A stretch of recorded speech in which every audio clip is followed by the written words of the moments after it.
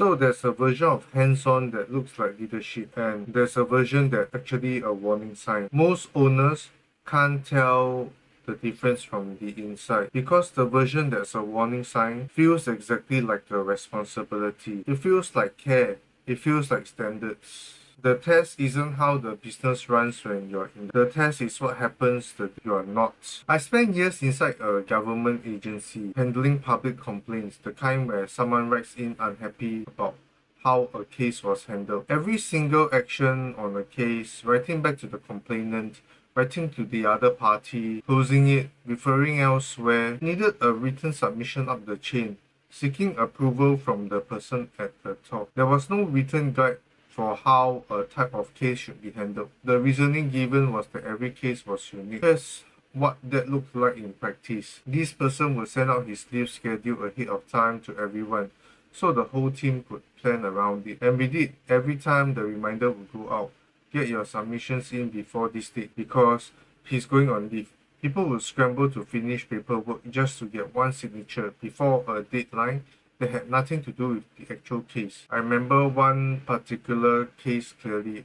A license approval, the director, someone senior, someone with real authority in the org chart, had already reviewed it and cleared it. All that was left was one more sign-off, but the sign-off could only come from one person, and that person was on leave. So the file sat roughly a week and a half, waiting for a signature on something that had already been decided in substance by someone qualified to decide it. And it wasn't just the leave itself. Even on a normal week, we were told to build in lead time because whoever was approving needed time to read through it properly and prepare before they could sign off. So the actual bottleneck wasn't one person's absence.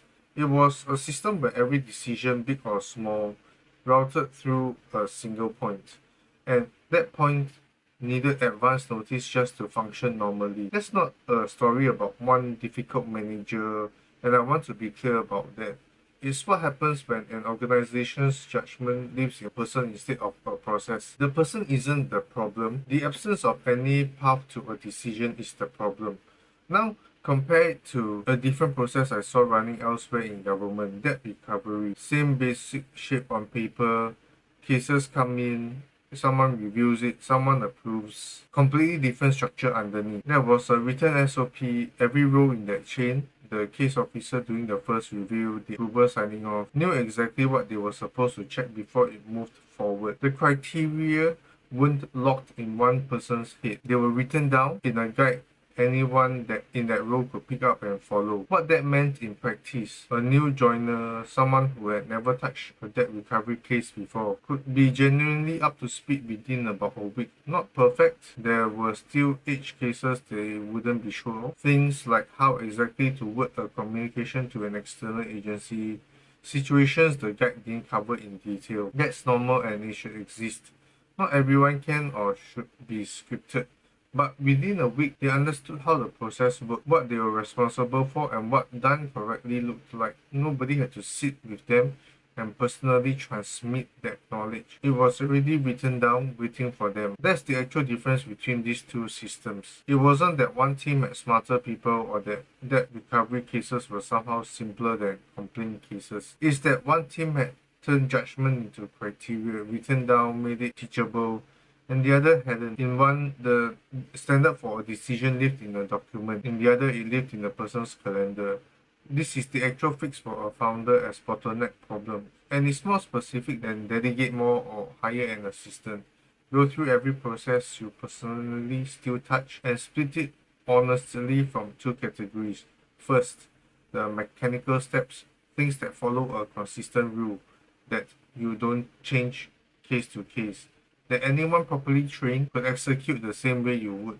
Second, the judgment steps, the small number of moments where a real decision could be made, where the right call depends on weighing something, not just following an instruction. The mechanical steps get documented and hand off completely. There's no reason they should still need you. The judgment steps are the ones worth protecting, but even those over time can often be turned into explicit criteria, a checklist, a decision boundary, something written down clearly enough that someone else using the same standard you use could eventually make that call too.